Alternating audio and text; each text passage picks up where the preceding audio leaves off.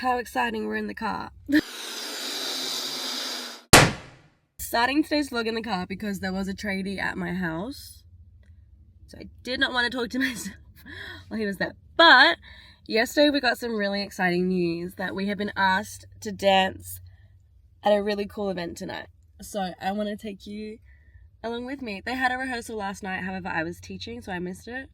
So we've got rehearsal now. I'm so tired. I've been up since 6:30 because of the tradies, and I went to sleep so late because by the time I finished work and winded down and organised my life, it was quite late. So I'm not on a lot of sleep. The last few days have been like that, but I'm so grateful for this opportunity. I'm so excited for what's to come of it, and let's go dance, guys.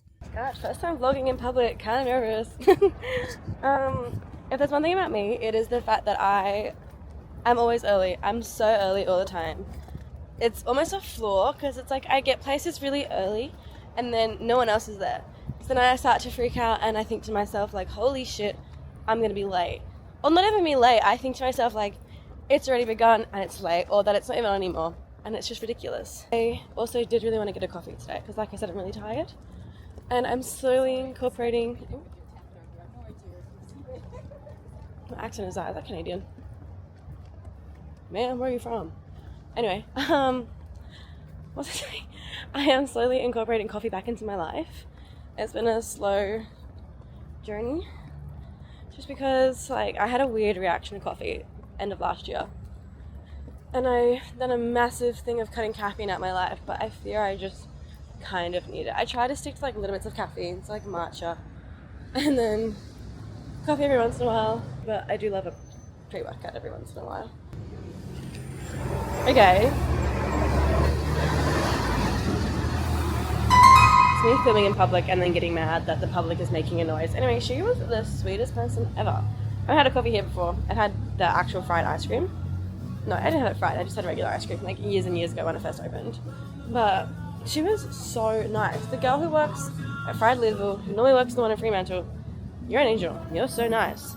But she wrote like you're amazing on my cup. I don't know, my camera like would not focus, which was really fun for me. This is a gluten-free brownie, so cheers. That, my friends, is very yummy. Alright, coffee taste test.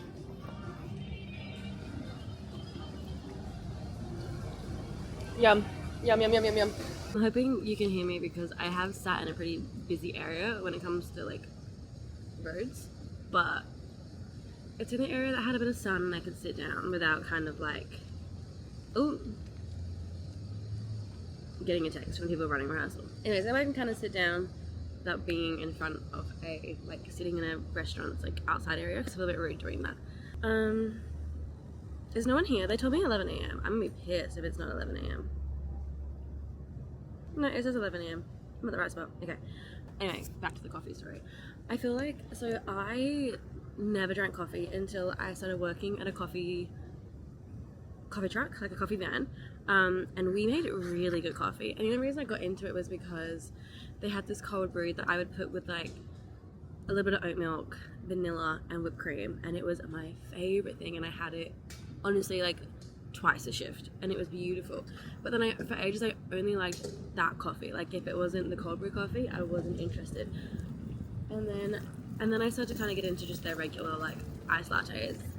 But it was only from my coffee van. I would not have a coffee from anywhere else because I just didn't like anywhere else because we had such a good blend. And then slowly I kind of started to figure out what place to have good coffee. Obviously I live in Australia, which means I am surrounded by a lot of good coffee, apart from like chain restaurants. I find like a lot of chain restaurants are not good. And then I went to London and the coffee there was awful, like absolutely awful. And it was so cold, so I couldn't have an iced coffee. And I'm not really a hot coffee person. I couldn't have an iced coffee because it was so cold and it was miserable. But I would get from Starbucks a vanilla latte with the blonde espresso. And that was nicer because it was a little bit lighter, but I still didn't even actually like it that much. Or like a white mocha was a thing. But then my friend introduced me to matcha when we were in London, and I was like, oh my god, this is my new favorite thing. And then I become a matcha addict ever since. I do find that matcha is really good if I'm just if I'm not doing a lot with my day, but I'm tired, or like I'm doing a lot, but it's not like I need to have like if I'm not doing anything till the afternoon and I've had to wake up really early, but I'm not doing anything around people for a while, and I have to just do stuff at home, then I might have a matcha to kind of like ease myself into the day. But then like today when I'm exhausted and I have to be somewhere in like 10 minutes, I'm gonna have a coffee. But I also just love a matcha anyway. Like I will drink so many matchas a day. I do love her. Anyway, I hope you guys enjoyed my caffeine story.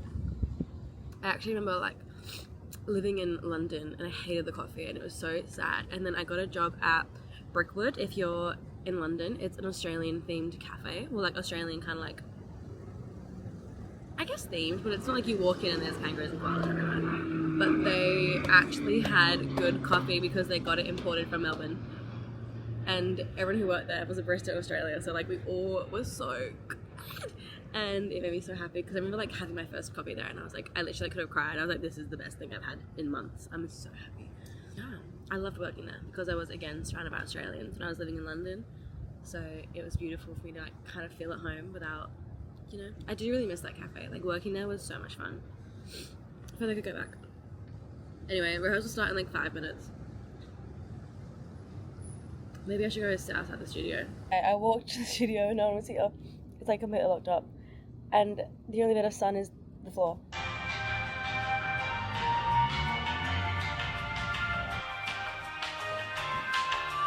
We're in the studio, if you can't tell. And the massage gun is charged today. This is on 30%, so I feel like I'm not gonna vlog much during rehearsals and do more at the event, but I might try and get like everyone's little pre-show like thoughts. Saweetie, yeah.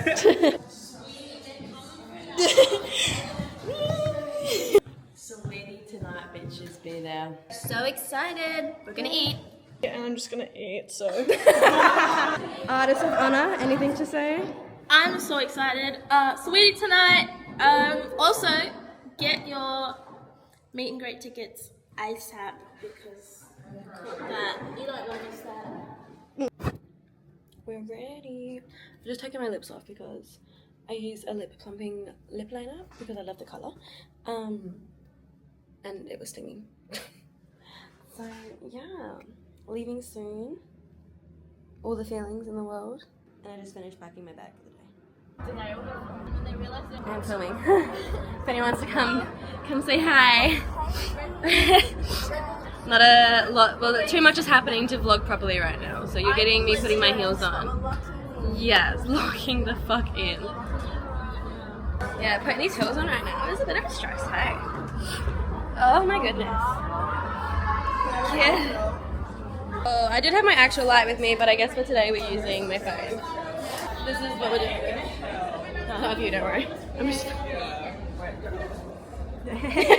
What an angle. I know. Okay, it's been a few days. It's currently Monday. The gig was on Wednesday. Let's talk about it. Obviously, I did not really film a whole lot while I was there. It was honestly just pure chaos from the moment I got there.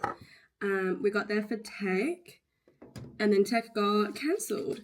I went and got some food and was having a slight breakdown in my car, but it was all fine. We show up to the venue for the actual evening because it was such a last minute performance. Us dancers didn't have passes to get in, so we had to like wait on the side until our artist, our singer, arrived. But thankfully the venue manager and the event manager recognized a really pink fluffy jacket, which I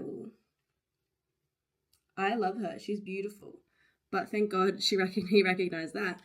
I was like, oh, you guys were here earlier, yeah, I'll let you in. So we got up there, we got dressed, we started our own rehearsal because, mind you, we had 2 hours to choreograph, perfect, and just make it look doable, like make it look nice. So we were all feeling a little bit stressed. We went through, we rehearsed it, we took some photos, and then all of a sudden it was like game time. We had to be on stage. So I really didn't get to film as much as I wanted to, but that is okay. The performance was really fun. I think everything that could have gone wrong went wrong, but honestly, like, the fact that it went wrong and we still were able to do exactly what we did and we did the job and a lot of people didn't even notice and we still got lots of compliments, I think really shows the professionalism of all of us more than anything else. The music played in the wrong order, the visuals didn't cue, one of the girls had a costume mishap, like, it was quite wild. But all in all, it was a really fun night, very memorable to say that. And just what a cool experience. I get to say,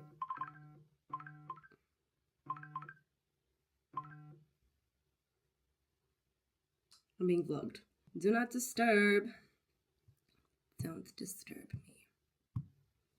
What was I saying? Very memorable night, and what a cool experience to say that I got to do. After we performed, I was so tired, and I think all the stress and emotions of not only that day, but just the whole, like, this whole month that I've had really got to me, and I just had to get home. Like, I was like, I cannot stay back. And I really regret not staying back. I really regret not staying back because our artist, she got to meet Saweetie. And I do love Saweetie. I just didn't think it was going to happen. I was like, no, it's so hectic. Like, she cancelled Tech Run for all of us. She must just not be feeling it. Like, no. But hey ho, it is what it is. And I'm proud of myself for how I managed the situation. I'm proud of the fellow dancers, how we managed everything, how quickly we got everything done. I'm proud of the singer for how we handled everything. Like, it was a night and a half. Yeah, I think that's kind of everything that happened that day that I didn't vlog you on. I'm finally back on YouTube, guys. Woo! So let's hope I don't take like a 5-month hiatus again when I just started. Catch y'all on the flip side. So I'm going to figure out what I'm going to outro with because this just feels a little bit cringy, but bye.